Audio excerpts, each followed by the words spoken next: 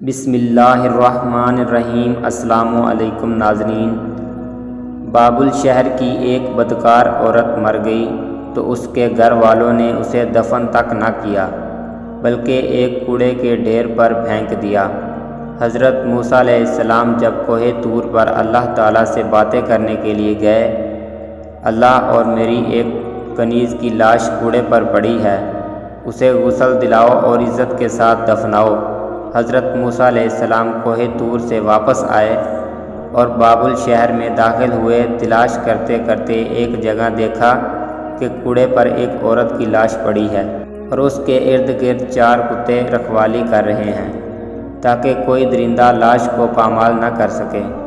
حضرت موسیٰ علیہ السلام نے لوگوں سے ان کے گھر کا پتہ پوچھا اور ان سے کہا کہ لاش کو اٹھانے میں میری مدد کرو۔ عورت کے گھر والوں نے کہا کہ ہم اس لاش کے قریب بھی نہیں جائیں گے۔ یہ ایک بدکار عورت تھی جس نے اپنی ساری زندگی بدکاری میں گزار دی۔ پوری شہر میں سب کے سب لوگ لاش کو اٹھانے سے انکار کر رہے تھے۔ حضرت موسیٰ علیہ السلام نے اپنے بھائی حضرت ہارون علیہ السلام کے پاس پیغام بھیجا اور کہا کہ لاش اٹھانے میں میری مدد کرو۔ دونوں نبیوں نے لاش کو اٹھایا اور پھر جب غسل دینے کی باری آئی تو شہر کی کوئی بھی عورت اسے غسل دینے کے لیے تیار نہ تھی۔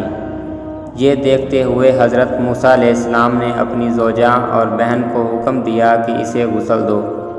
غسل کے بعد اپنے بھائی کی مدد سے اسے دفنایا۔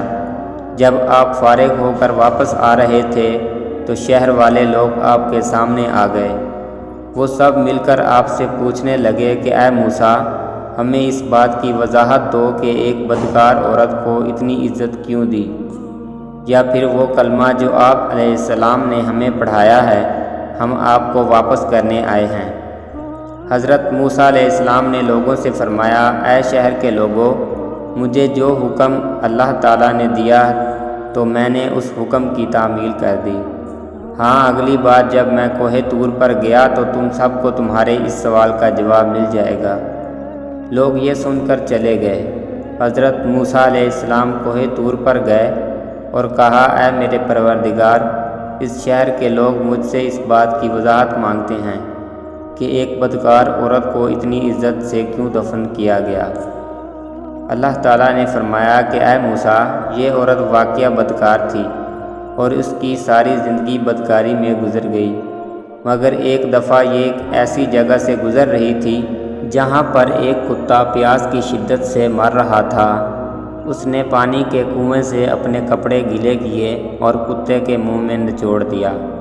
پیاسے کتے کے منہ میں جب پانی آیا، اس کے تڑپتے ہوئے جسم میں جان پائی تو مجھے عورت کی رحم دلی پسند آ گئی اور میں نے موت کے فرشتے کو حکم دیا کہ اس کی روح کو قبض کر لو تاکہ یہ آئندہ بدکاری نہ کر سکے۔